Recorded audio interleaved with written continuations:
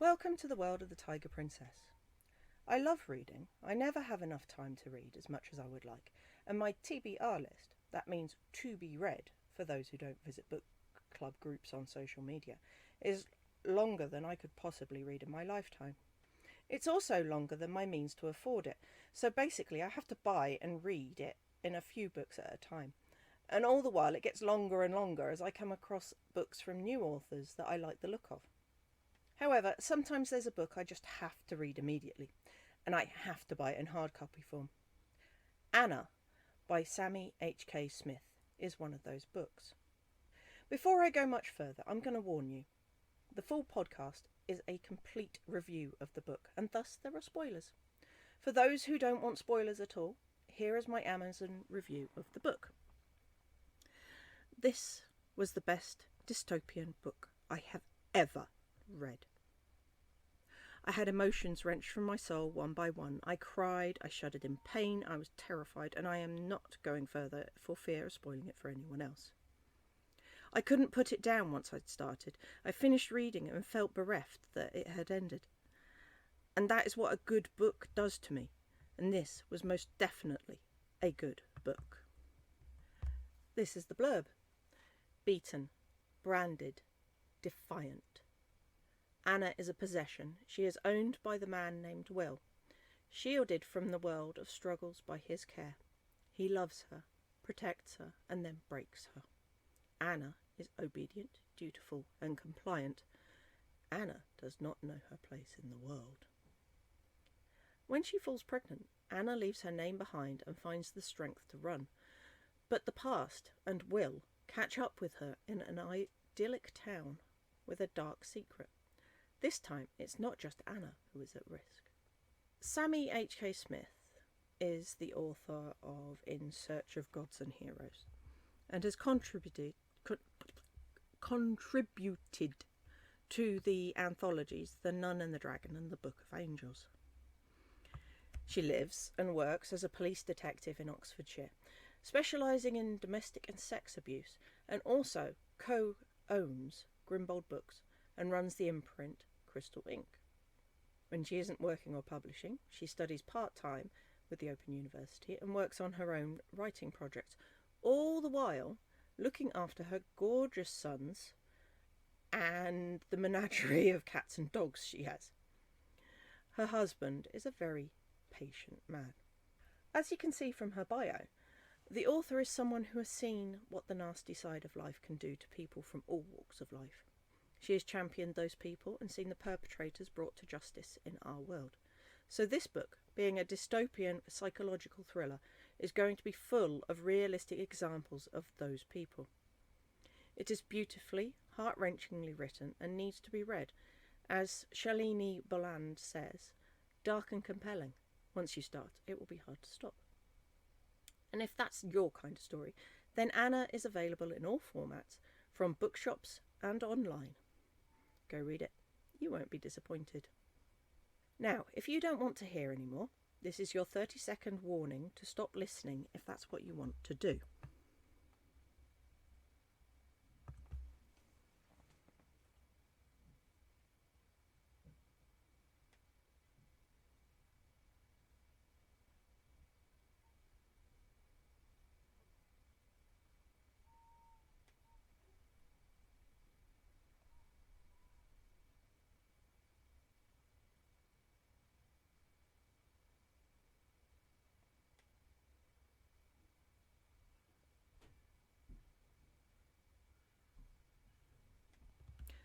Okay, for those of you still listening, here we go.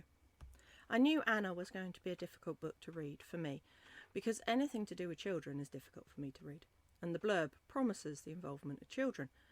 So it triggered my mummy anxiety. The thought of any child suffering in any way can upset me. I can't even watch NSPCC or Oxfam adverts without bursting into tears. Physical and sexual abuse, however, I can handle despite my own history. A little easier, anyway. The blurb gives you no illusions about the role of the women in the story. As the author herself says, for me, the story spoilers don't matter, as I wanted to portray a character going through PTSD and how a sexual abuse survivor may react. This is a survival story, and what humans do to survive when the world around them goes crazy. Anna is a dystopian psychological thriller, so I expected there to be a certain amount of violence and sexual content involved. And there was. But what I didn't expect was to be swallowed into Anna's character quite so quickly and quite so completely. And that, my friends, is what good writing is all about. This is excellent writing. The world draws you in at first, a world that feels so familiar that it could be set in a version of Britain. Some of the places the author describes give me a déjà vu feeling, like I've walked through them in a past life or in my dreams. Of course, that feeling is never actually confirmed, so it gives an edgy uneasiness to the first chapters. The book is divided into 3 sections. The first section could easily have been entitled Broken. It is the setup of the world's story and the smaller world of the main character. We don't have a name for her yet, and she is obviously trying to heal herself from losing her husband to that setup. Obviously, this is a dystopia, so the expected elements of weaponry and barter systems, of food scarcity and having to rifle through abandoned shops to find anything worth eating, are in full evidence. It keeps the tension up while she's setting out on her journey and adds to the disquiet when her antagonist finds her. The antagonist is very definitely not a nice man. He might think he is, that he's saving her from whatever, can't speak today, this is ridiculous. That he's saving her from whatever other dangers are out there in this awful, nasty world. But he is in fact visiting them on her in such a way that he's forcing her to subsume her real personality into the personality that he wants her to have. He forces her to name herself Anna. This is clearly not her real name, but a way of keeping her real self safe from him. His name is hidden until he breaks her down. She resists for quite a long time, stays silent, refusing to acknowledge that he's captured her and that she cannot get away from him. He chains her into the room they live in and generally treats her like a favoured prisoner. Brings her clothes, toiletries, food. Actually, he's treating her more like a pet than a person, until she lets out some of the anger that she's holding in. "Why do you not talk to me?" "You hurt me," I replied, quicker than I meant to. Did he expect us to be friends?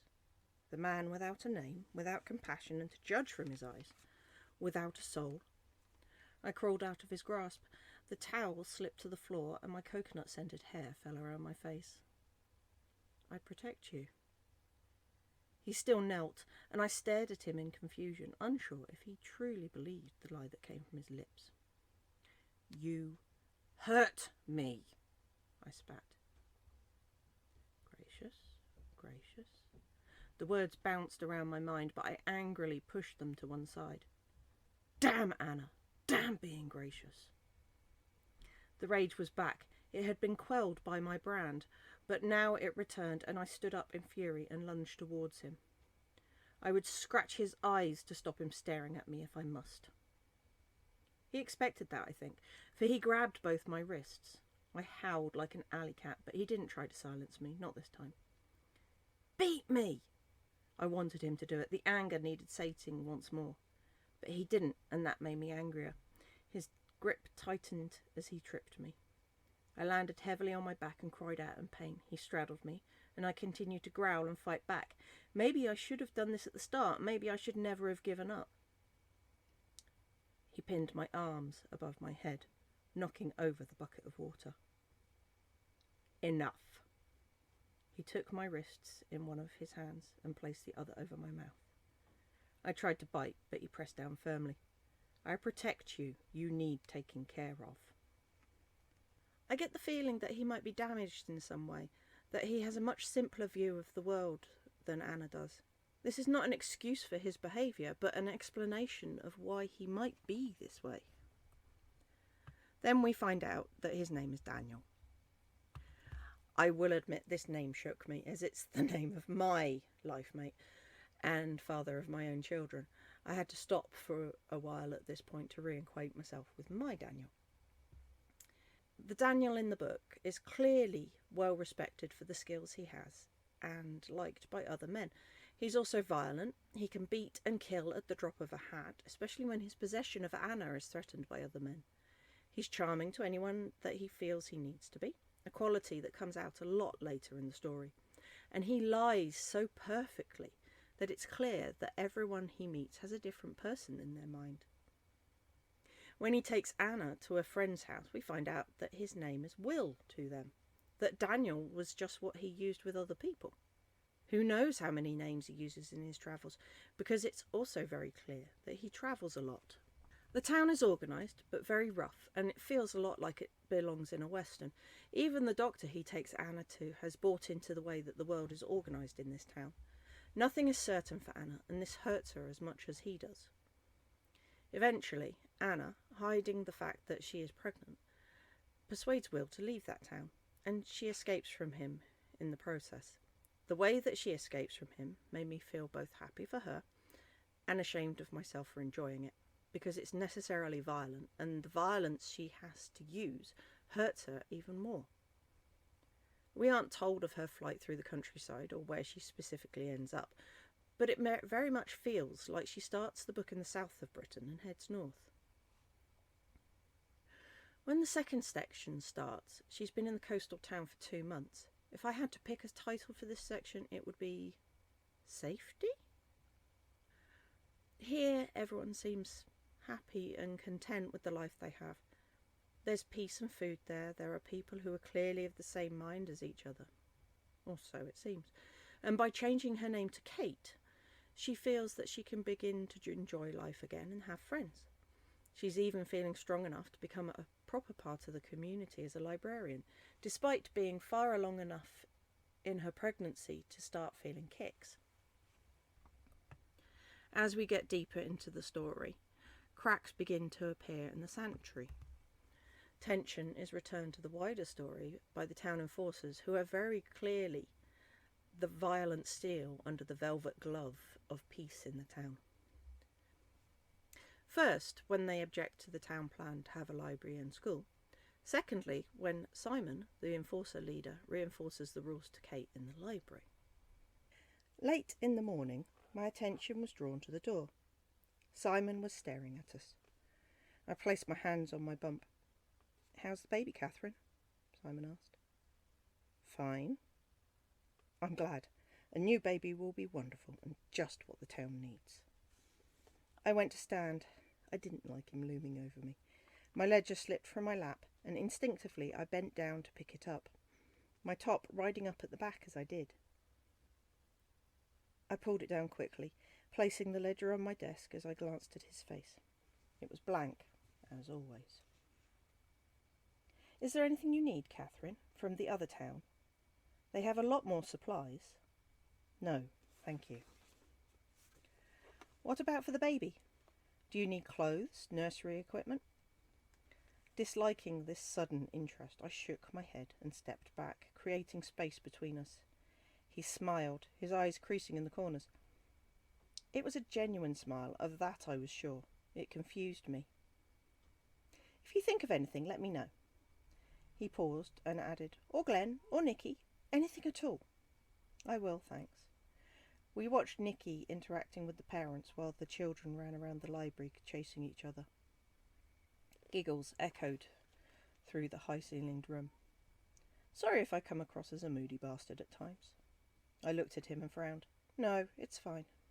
"I don't want to talk to you. Go away." "No, I know I'm a shit sometimes. Devon says I need to relax." He met my gaze and smiled again. "This is a lovely town, Catherine. Everyone gets on well. We don't have any problems. Everyone's happy. I just don't want us to end up like them out there. Animals." I nodded, unsure why we were having this conversation. "I know there are terrible things that go on in the other towns. Things that, like that, just don't happen here. We honour the sanctity of marriage, obey the law, and live by an honourable code. It's taken time, of course, and it always takes time to set things up. There's always some resistance. We ironed out the creases, though, got things nice and smooth. I thought back to the Henleys. Did Simon know? Of course he did, stupid me. Both of them at the party, the slap to his face by Roger Henley, the look they shared at the meeting. You're not stupid, are you, Catherine? You know that things like that don't happen here, wouldn't be tolerated. Those involved would be excluded and asked to leave. Wrongdoers are punished. I've seen it before. His voice was steady and low, his gaze now on the children. It's worse for the accuser, you know. They're never forgiven, and eventually they leave. He grinned widely and waved in acknowledgement to one of the women in the corner with Nicky, before looking back at me and gazing at my bump.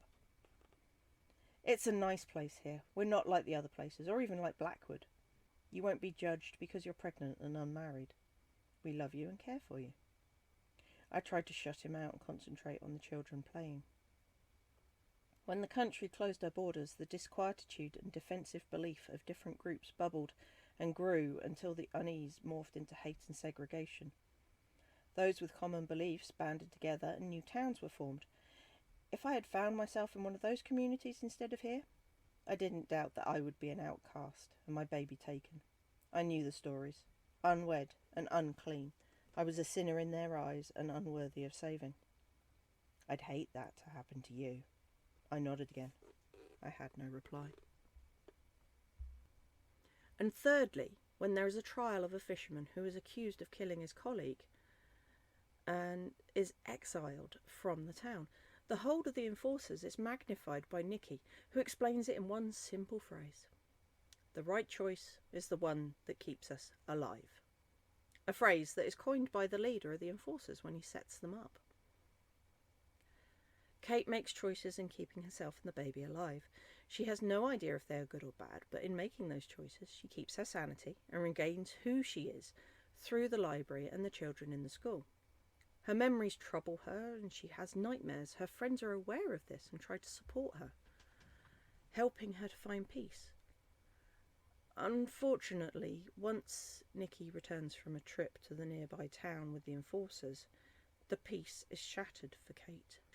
The third section is about hope and redemption. The return of Kate's antagonist, this time in a role as a charming teacher called Peter.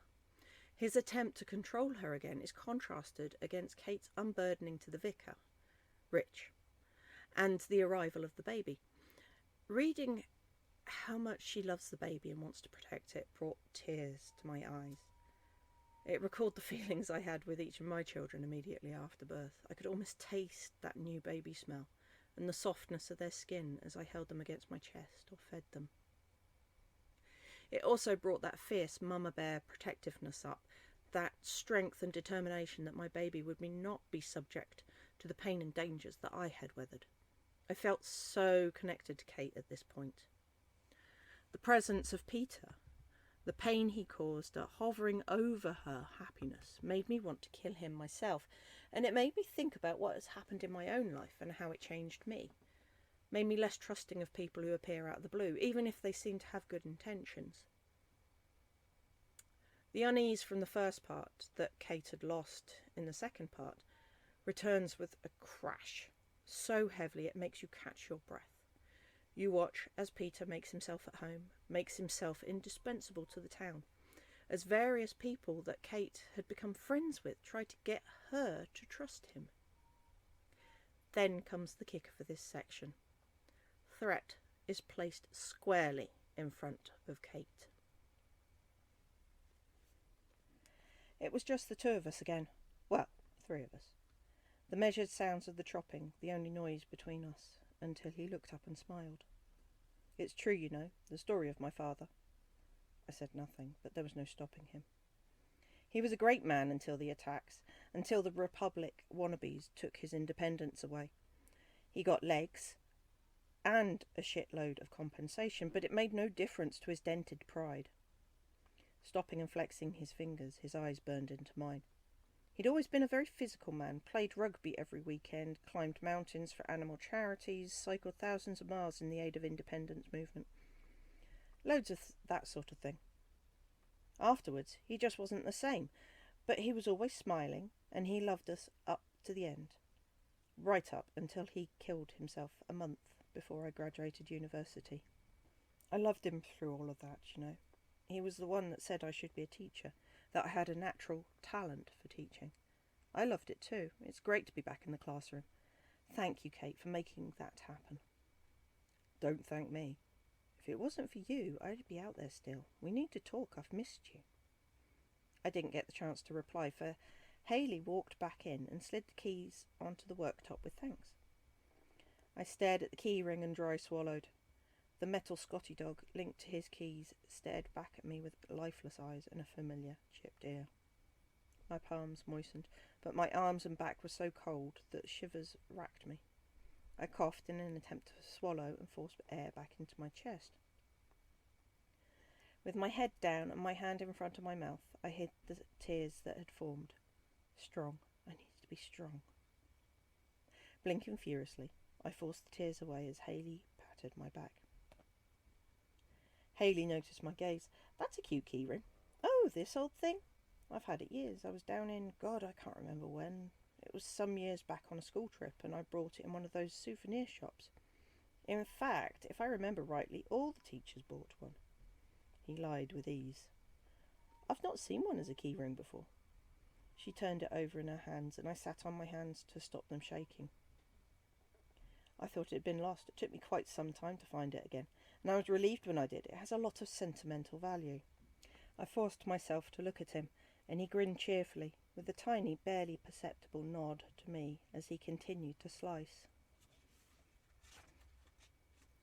The noise of the chopping intensified, blocking out the sounds of chatter and laughter from the others as they milled around and took their seats at the table. Their bodies blurred at the edges and faded to nothing as I held my memories of Ben in my mind. His childish laugh and innocence had been a balm to my wounds, but now I ached all over again. Pain. Pain continual, pain unending, merciless, determined and constant. I need some air. Stumbling outside, I stretched my back, an agony, out and stared up at the sky, breathing deeply and burying the howl of anguish that sat on my tongue. Catherine? Turning, Simon approached, his hard face as expressionless as ever. He was dressed in the familiar black fatigues of his enforcers, and I noticed the handgun strapped to his thigh. Tucked under his right arm, there was a black file. Simon, how are you and the baby? He stood far too close, and I involuntarily stepped back to create space between us. Well, thank you. Do you need anything? We do worry. We? No, I'm fine. Baby stirred a little, and I stroked his soft head absently. Me? Devon? Peter? He answered the question I hadn't asked. I shot him a narrowed glance then, and he held my gaze with a cruel smile. Beautiful baby. Devon speaks of him often. Desperate for a family, that man. He'd be a wonderful parent, and I'd love to make that happen. He paused, glancing to the building. Peter, too. He lost someone he thought was special. Oh, about 8 months or so ago. Been through a lot, he has. You both have. Perhaps something good will come of all this, hey? I'm happy on my own, thank you. Not forever, though, surely. Baby needs a father figure. All boys need a man in their life, someone to look up to and admire. Have a think about what's best for you and the little one, and what might make things easier here in the town for you. He nodded, leaning close. There's only so much the town can give before it asks for something in return. And if you're not a team player, then we have to ask ourselves if we really need you on our side. He placed his free hand on my shoulder, squeezing before entering the building. I didn't realise I was shaking until he was gone. This passage really caught me, and it made me feel so uncomfortable.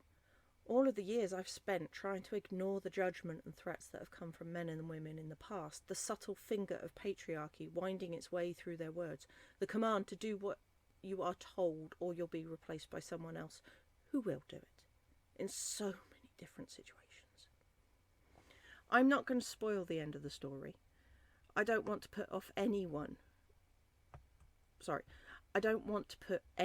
off reading this book, because this is a book you have to read from beginning to end. You spend the whole book rooting for the main character, and especially in the third part, you'll be wanting to cause severe damage to the antagonist. the end is as satisfying as life can be. I actually found myself wanting to know more, specifically more about what happens when she returns and whether what she's done is accepted. But if I go any further with that line of thought, that's a spoiler, so I'm not going to say anything more. So go on, go read the book. I promise you, you will not be disappointed. As far as what I'm doing this year, well, I'm doing NaNoWriMo in November.